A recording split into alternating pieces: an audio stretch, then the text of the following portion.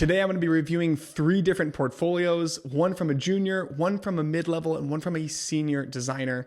And I'm going to do my best to find ways that they can make improvements, but really I want to identify some of the higher level ideas that we can all use to take our portfolios to the next level. Let's dive in.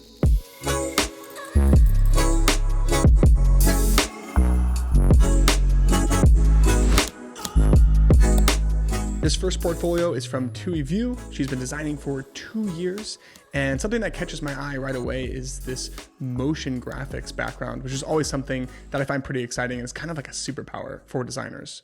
So let's give it a quick scroll here. We're getting right into her work, which I like. All right, so one of the very first things that jumps out to me is pure visual design, but a lot of times that's a lot of what dictates my knee-jerk impression. And that's the fact that we have a lot of centered elements like so, but then this subtext is left aligned. And if you're only gonna have like 2 or 3, maybe 4 lines of text and everything above it is centered, I definitely recommend centering it. I also wonder if there's a more impactful headline that we can use as well, just because you have your name above. And so there's this redundancy that's kind of wasting that primary real estate just a little bit. Honestly, you might be able to take this and make it one well-written sentence even, because I don't know that you actually need to communicate the number of years that you have. You might not even need to communicate the fact that you were in customer service. This sentence right here is fine. You can probably condense it because honestly, this is what a lot of people say. Like, what's the thing that you can uniquely say that kind of sets the frame of reference for the rest of this page?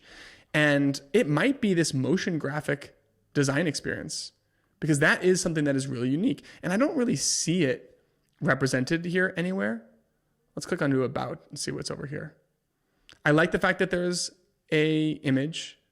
Sometimes it's fine to just leave this on the About page. Personally, I like to kind of feel like you're a real human being the first second that I come to your website. So maybe you could consider bringing that in. This is what's really cool here. Like, this immediately to me says, wow, she can do things that 99% of product designers cannot do.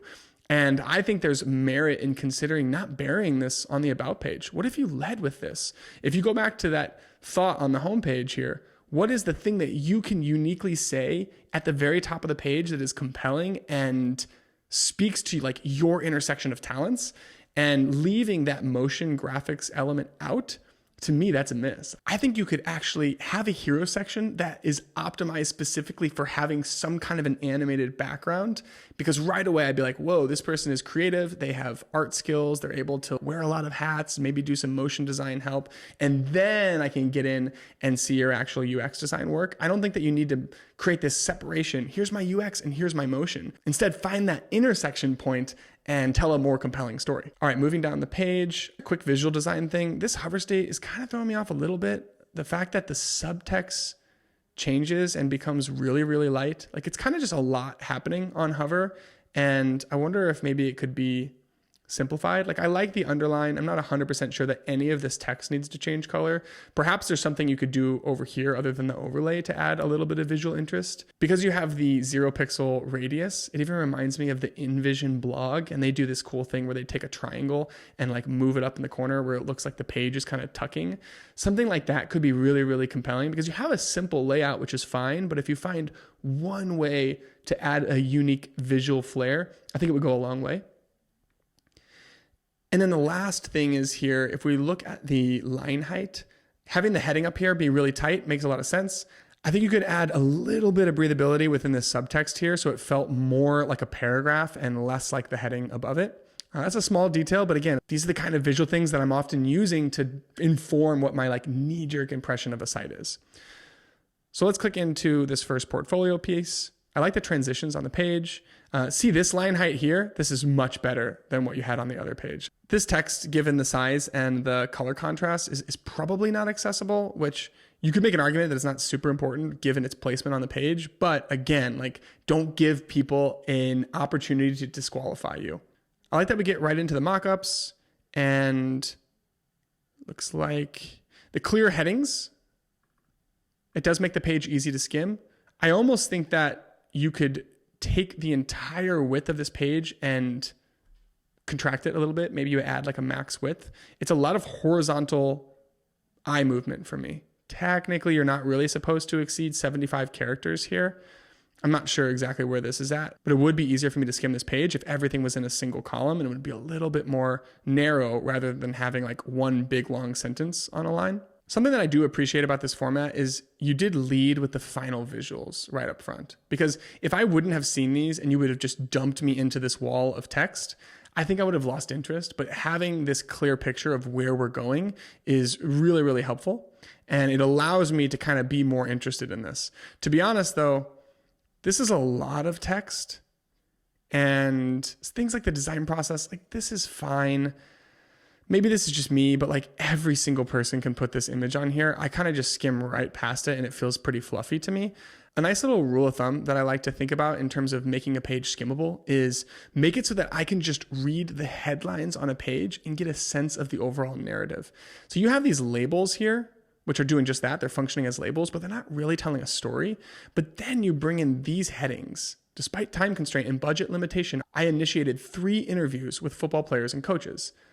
This kind of stuff is really nice. I actually think you could use more headings like this to tell the core story and create that dominant outline throughout the page, and it will make it a lot more engaging for me. And I think these labels could potentially take a back seat if you leaned more into this kind of a style. Because I got to this point and I'm like, okay, this is cool. I find myself just reading these, and instead I'm kind of skipping over this a little bit. So maybe these are even become a lighter gray, for instance, and we have a little bit more contrast, because right now I see this word ideate, then I have my heading, then I have a pretty high contrast label, and then I'm getting in here. This is 4 different pieces of text, and it's kind of just a lot for me to process, where really I just want to very clearly read this sentence. All right, let's move down again here. I think something that could go a long way is it's pretty easy to embed either a prototype or like a video on these pages. So something like this, where it's like a really long web page, man, it really takes the production quality up if you just film like a clean shot screen recording of your prototype, and then you can embed that within the device itself. It really takes the production quality up a level. All right, we get to the bottom. I love the "you might also like." This is a great pro tip here. Make it easy for me to get into that next step of the process. In terms of the hover states here, again, it's like really stark hover states. There's a lot going on. All of the text is changing, or at least the heading is changing, and then the background is changing as well. I don't necessarily think you need that much. And then also just making sure that there's some padding on the bottom. It's kind of odd that these are stuck to the bottom of the page. I would expect to be able to scroll past this a little bit. Other than that though, this is great. From a content standpoint, it's really impressive. There's a lot to work with here. Again, I think it's just putting yourself in the headspace of that hiring manager. They're trying to disqualify or qualify you in those first like 10 to 15 seconds. And so making it really, really easy for them to get to like this point on the page and be hooked and actually want to read more. Okay, next up we have Prince, who is a product designer crafting lovable interfaces and experiences. Right away, I like the layout. It's clean. You have really strong corners here. Maybe you could make an argument that this info in the header here should align with the actual content of the page, but you might have a max width set, which is fine. It does look like your header is not quite sitting up to the edge, so that's a little bit awkward, but overall, the composition is nice. And I like how you have these big bright colors, which kind of pull my eyes down. It makes me want to scroll. You have nice imagery here. I'm kind of on the fence about the like hand model shots, but I think this does work well and the UI looks nice. So let's take another look at this hero section. Honestly, after scrolling the rest of the page and then coming back up, it looks a little bit small. This H1 is the same font size as the titles and cards here, which can be totally fine. But given the amount of negative space that you've provided, I feel like you could take a little bit more advantage of it. Like this text is really small and not very high contrast. Hi, I'm Prince. My passion lies in collaborating with ambitious startups. That's kind of interesting, right? So if we think about like, again, how do we make this compelling and clear and differentiated from the thousands of other UX portfolios that say something along these lines? It might be that you lean into that startups And so if that's who you want to work with, and that's the kind of clientele that you're trying to attract, then making sure that right away they understand, hey, this person actually specializes in working with companies like me. There's real merit in a strategy like that, and probably worth considering. This might be a personal preference. There's a lot of gray, like nothing on this page is high contrast. I'm a big fan of when things are predominantly gray, but then you have like the one or two pieces of almost white, and that really helps it stand out. And I feel like there's an opportunity for that potentially, because I'm looking at this page here and it's just like, I see 15 gray elements on black. All right, let's click into an individual case study. I'll go with this first one here.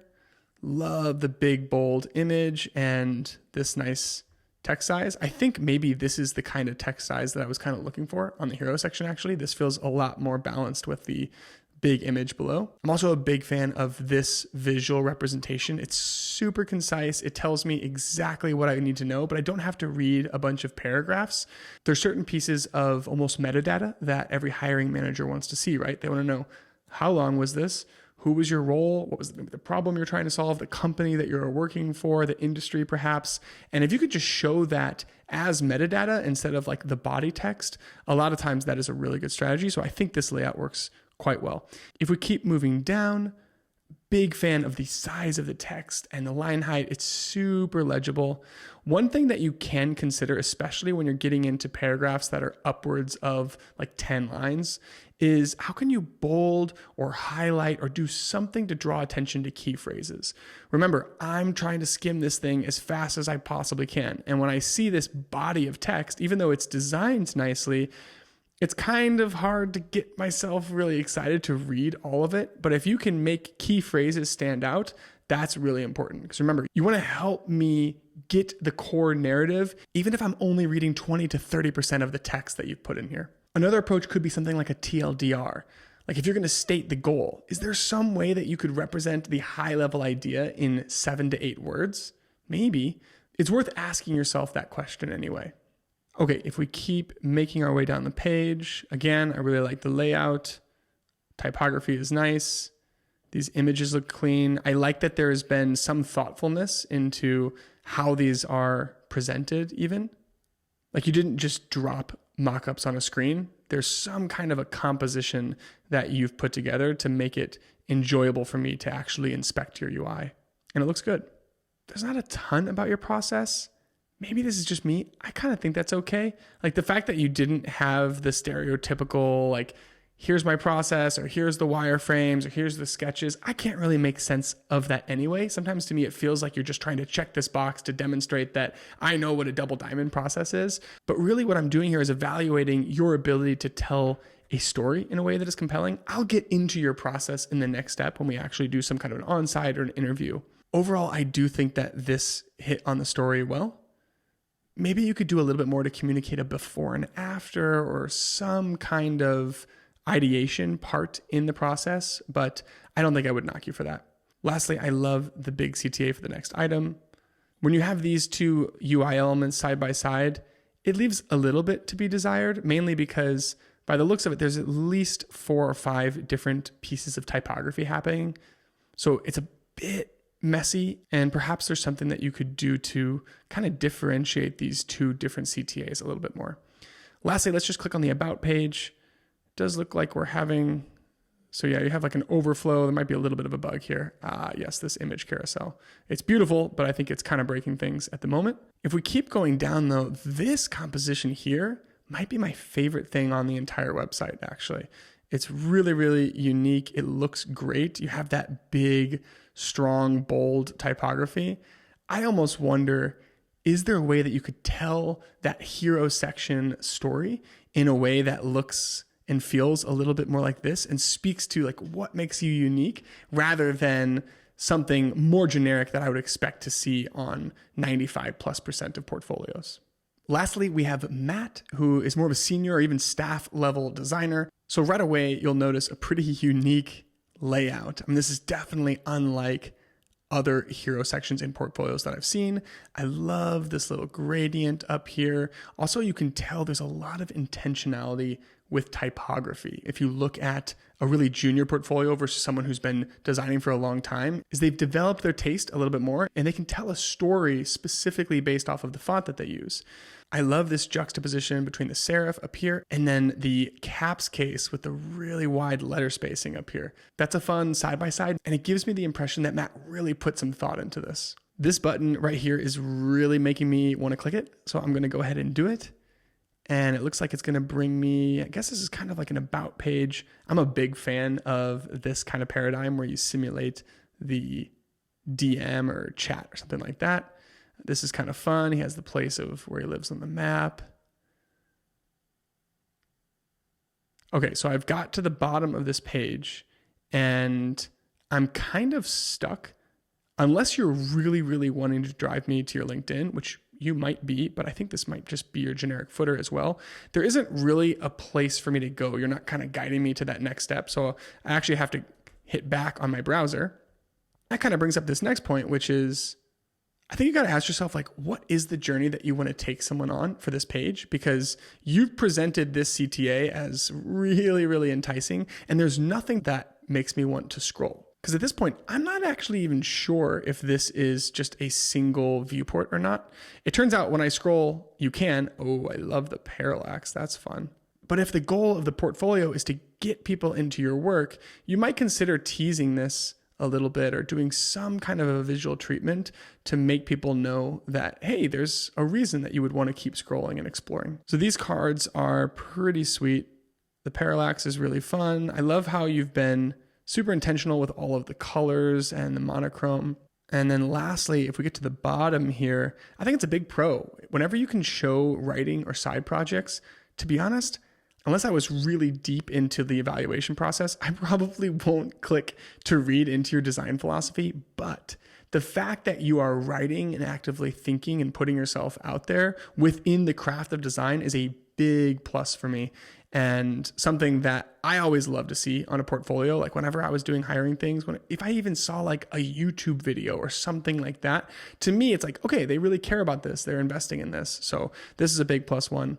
Also, you've been quite thoughtful with the text alignment too, which is another thing that really stands out. And again, these are the kind of details that you'd expect to see on a more senior website where you have a strong left alignment here and that continues all the way down and you're taking this label and aligning it here. The way that you've thought about the spacing and the typography is nice. Let's go ahead and jump into a case study. Right away, you'll notice the same pattern where he's treating these core questions as metadata, where you can just present at the top. We know the industry, the company, the timeline, and his role. All those boxes have been checked, and I haven't really had to read anything yet. So if we keep on scrolling, hey, that was nice.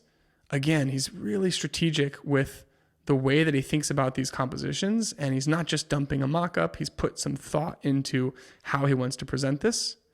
And it even looks like some of the portfolio was derived from the colors in this project as well, which is kind of a nice touch. Love the typography and the spacing. A nice rule of thumb is whatever space you have below the heading where the paragraph starts, I like to have about 3 times as much space above that. That's what's creating this feeling of 3 separate chunks rather than a wall of text. And it's little things like that that make the page much easier to parse.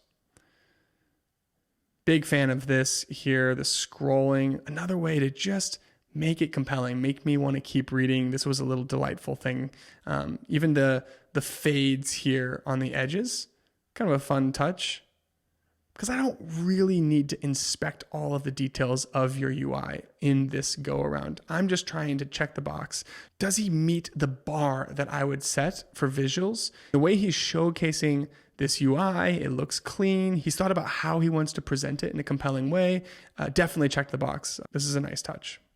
This is a tiny little detail, but I think matching all of your corner radius for all of the UI on your website, but also in your mockups, is just another thing you can do to make the entire experience look a little bit more polished. There's a lot of different radiuses going on here, and it's not a big deal, but again, it's like these little things that kind of stand out. So if we keep scrolling here, this is kind of a fun way of calling a lot of attention to this phrase. It does make me kind of immediately skim past this, which maybe is fine. Again, I don't need to read every single word. The point I made for the earlier portfolio kind of rings true here as well. what are some little ways that you can do to call attention to the key phrases that you really want to stand out when I'm skimming this page. I haven't seen this kind of a presentation where he's actually created a timeline of how the project worked, and I like it. It makes it feel a little bit more tangible in my mind. And then he's actually had a deeper dive slide deck at the bottom of the page, which is just a Figma embed. And this is pretty great. I'm one click away from going full screen. I can just use my arrow keys. This is a cool tactic. I have not seen this before. A lot of times, if I open up a portfolio page and I see this level of detail on the actual page itself, it can be a little bit daunting, but breaking it up where I get the high level story and then I can go all the way in directly on the screen, well done. I think that this is a format that a lot of people could benefit from. So it's a nice touch. View the next case study. There's probably a little bit more you can do to make that CTA compelling, but overall, this presentation I thought was rock solid. It showed a level of intentionality, and that embedding the Figma prototype is definitely something that a lot of people can draw inspiration from.